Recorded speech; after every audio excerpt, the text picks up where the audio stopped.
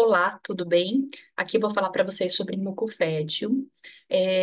Vou ensinar vocês a entenderem cada um dos momentos do ciclo, tá bom? Essa é uma ferramenta de diagnóstico para mim incrível para poder entender tanto das fases quanto sobre a saúde da mulher, tá? Então você deve estar perguntando por que eu preciso saber sobre o muco, né? Porque o muco representa a sua saúde. Tá? Tanto a espessura, a viscosidade, o cheiro, a cor, a coloração isso representa sobre a sua saúde ginecológica, tá bom? Essa apresentação, junto com a temperatura de basal, são aliados, assim, são ferramentas importantíssimas se você está querendo engravidar, tá? Então, vem aqui e me acompanha. Para que serve o muco, gente? Qual é o propósito dele, né? Tudo no nosso corpo, na medicina chinesa, é tudo perfeito, muito harmônico, tudo existe por um propósito. Ele tem como objetivo, gente, proteger a vagina, né? De infecções, de bactérias, né? De qualquer ataque externo. Então, o muco tem ele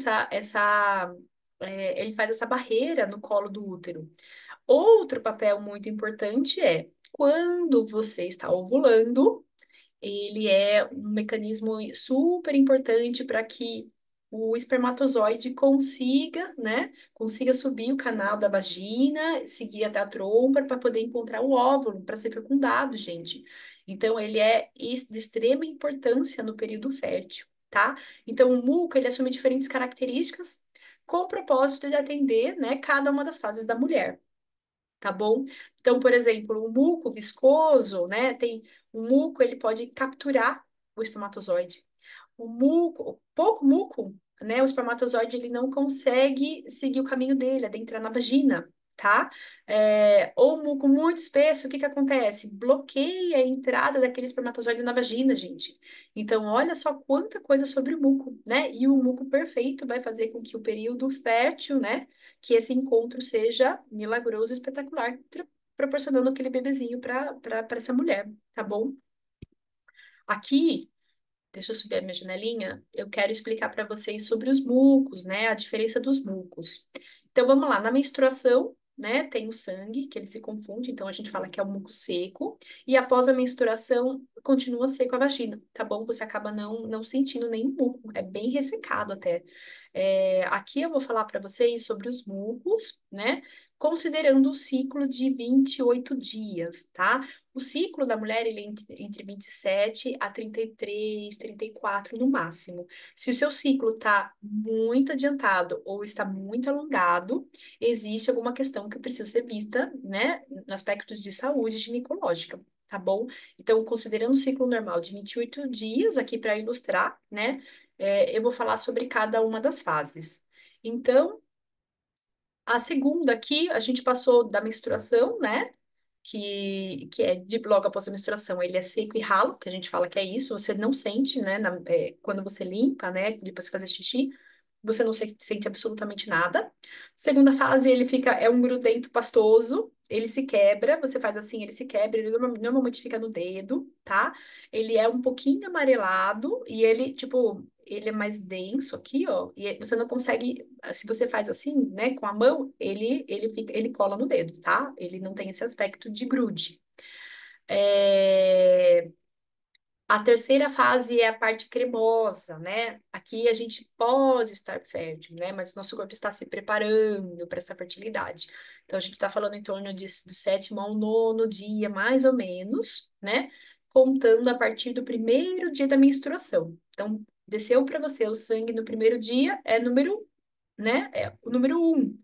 Então, o número um, considerando até aqui, de sétimo ao nono dia, ele já parece um iogurte, não na consistência, mas no sentido né? Ele é mais amareladinho, ele é mais grudento, né? Tem a textura igual do iogurte, mas ele é bem grudento, né? Aqui ele tá bem espesso, né? Você já consegue fazer assim e ele já vai de um dedo para o outro, mas ele não tem essa flexibilidade, né, tão grande, ele ainda se rompe e ele é bem viscoso, tá? Por isso que a gente fala que ele tem a textura de um iogurte natural, tá bom? Ele é bem mais espesso aqui. Vamos lá para fluido elástico, né? Aqui, olha. dos dias 10 ao dia 14, aproximadamente, é quando a gente tem uma janela de fertilidade, tá? Então, esse líquido aqui, ele é completamente diferente. Agora, ele tá transparente. E quando você abre o dedo, ele se estica, né? E é difícil até quebrar, né? Você tem que abrir bem os dedos, assim, até que ele se quebre. Ele é bem transparente, tá bom? Ele é muito viscoso. A gente fala que se assemelha à clara de um ovo, tá? Aqui a gente observa quando você tem, né? Quando você tá muito saudável, né? O seu corpo está muito equilibrado. Quando a gente vai fazer xixi, sai bastante muco, bastante. Você vai se limpar, você vê no papel muito muco, né? Um muco bem líquido, bem, né? Bem viscosinho. Muitas vezes você vai tomar banho, né? Quando a gente vai se lavar, a gente sente a queda daquele muco até, né? É um muco muito bem presente, bem marcante aqui, tá bom? E a gente fala que nós temos uma janela, né, de ovulação. Eu vou entrar um pouquinho mais sobre isso no próximo slide. E depois da ovulação, ele já fica meio líquido, mais aguadinho. Ele ainda tá meio transparente, tá? Ele tá um pouco transparente, mas você abre, ele é bem líquido, tá? Já não consegue abrir tanto, né? Ele já tá perdendo aquela consistência, tá? A consistência da clara do ovo. Vamos lá, gente. Esse slide é bem importante, tá? Deixa eu me colocar aqui. Me colocar aqui. Eu vou reduzir um pouco. O muco cervical. Então, esse é o muco da né? Da fertilidade, gente. É o momento da fecundação. Com o aumento da progesterona, o muco fica transparente, né? Por isso que ele fica com essa, ele fica bem parecido com a clara do ovo aqui, como eu quero associar. Olha, eu tô colocando as duas imagens juntas para você ver o quanto é igual, né? É muito próximo. E esse muco, ele é perfeito, ele é fluido e elástico, ele garante a sobrevivência dos espermatozoides dentro da vagina, gente. Olha que interessante. E com esse tipo de muco, com essa consistência, faz com que o espermatozoide consiga chegar até as trompas para para o óvulo ser fecundado, tá? Então, olha, esse é o muco ideal que a gente sabe que nós estamos ovulando naquele período, tá? Gente, aqui eu tô dando um exemplo para ficar bem ilustrativo na cabeça de vocês, né? Sobre cada uma dessas fases. Opa, foi embora. Peraí, voltou. Então vamos lá. Considerando um ciclo ainda de 28 dias, para você ter como parâmetro, né? A menstruação aqui eu tô falando de 5 dias, né? Muitas mulheres têm menos do que isso, né? Mas normalmente uma janela ideal seria em torno de 5 dias, tá? Muitas mulheres têm 3 dias e daí fica com aquela vagina bem ressecada, tá? Muitas mulheres têm 5 dias, né? Ou até um pouco mais, o que também o ideal seria aproximadamente 5 dias, tá? Aqui eu tô falando que ele é seco, né? Seco e ralo, tô colocando aqui os dedinhos. Depois ele vai fazendo essas consistências aqui, mais grudento, pastoso, mais viscoso, parecendo com iogurte. E aqui no centro, gente, olha, eu tô falando como que fica o folículo, né? Olha aqui o folículo crescendo, o folículo crescendo. E aqui, ó, na ovulação, né? Nessa janelinha aqui amarela, olha aqui. O folículo se rompendo e o óvulo sendo liberado, né? O maior folículo vai ser rompido, né? E esse óvulo aqui está preparado, pronto para receber o espermatozoide. A gente fala, gente, que a ovulação ela tem uma janela, né? Ela é um dia específico? Sim, ela acaba acontecendo num dia específico. E o óvulo, ele dura 24 horas dentro de nós, né? Fica 24 horas esperando por esse espermatozoide. Mas, com relação ao muco, a gente observa em torno de 4, 5 dias desse muco elástico, né? Do corpo se preparando, né, para essa janela, até a ovulação em si. Então, aqui eu falaria quando que a gente tem que namorar. Então, considerando um ciclo de 28 dias, eu falaria, olha, começa a namorar a partir do 10º dia, né? Considerando que o espermatozoide ele vive em torno de 2 dias dentro da vagina, né? De 2 a 3 dias. Então, eu começaria a namorar aqui, ó, no 10º dia, né? Pode a gente pular um dia, 12º, né? Para garantir maior frequência. Nem precisaria, na verdade, né? Daria para ser um dia, pula dois. Mas se você, né? A gente está nas tentativas, o interessante seria 10º dia, 12º dia, 14º dia. Então, a gente está falando aqui de 3 namoros, né? E você vai estar namorando bem nessa janela. Olha só, bem, né? A sua probabilidade é muito alta, considerando todos, né? Considerando todos esses parâmetros que eu tô te dando aqui. Então, depois fica aquele, né, aquele líquido mais fino, que eu falei, né, aquele muco mais fino, e depois vai ficando de novo espesso, meio amarelado, grosso, né, nananã, até a gente voltar ao ciclo, tá? Então, o primeiro dia, dia 1, é o dia da menstruação, tá? Então, a gente conta aqui os 28 dias a partir do primeiro dia do ciclo. Primeiro dia do ciclo, quando desce sangue vivo, sangue verdadeiro, tá? Se aquelas mulheres que têm a borrinha antes do ciclo, tá? O seu corpo está tentando expulsar o sangue, mas ele não está conseguindo. Então, a gente considera o primeiro dia como o sangue vivo verdadeiro, tá bom?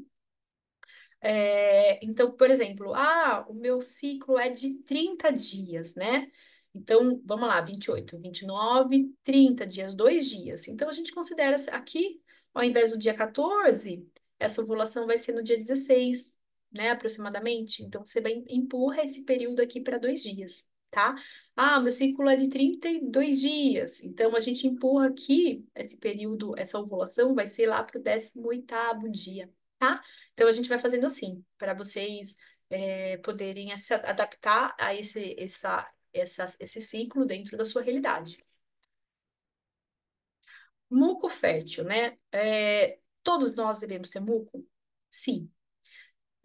Mas o que que altera o muco, tá? A amamentação. A amamentação é um período que muitas vezes a gente não ovula, né? A gestação, o período da gestação, né? Motivos óbvios. A alimentação, né? Se nossa alimentação for muito ruim, isso pode sim afetar e desequilibrar o nosso corpo, tá? Prejudicando sim o muco, tá? A qualidade e a quantidade desse muco, assim como o estresse.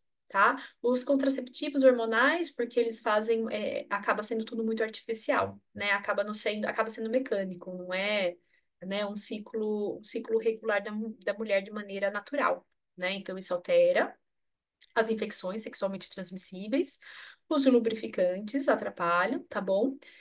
E os medicamentos, tá? E aqui eu faço até um parênteses. Antibióticos antistamínicos, clomifeno, reduzem o muco fértil. Por que que eles reduzem o muco fértil? Porque esses medicamentos, eles prejudicam um dos nossos órgãos, que é chamado rim, tá? O rim acaba ficando um pouco debilitado. O rim eu falo não como só como órgão, mas como meridiano, como canal de energia, né? Já que eu sou da medicina chinesa, como um canal de energia. E esses medicamentos, eles acabam afetando o funcionamento meridiano, né, do rim, e o rim, ele é responsável pelo útero, tá? Então, esses medicamentos acabam sim interferindo no muco e na qualidade dele, tá bom? Essa é até uma das ferramentas da medicina chinesa, reequilibrar esses órgãos, para que o muco, né, para que o organismo, nosso corpo volte a funcionar de maneira natural. Mais do que apenas nos dizer em qual momento do ciclo estamos, o muco é um indicador da nossa saúde, foi o que eu falei lá no começo, tá bom? E muito obrigada, né? Agora eu vou fechar aqui, encerrar para começar um outro tema. Um abraço.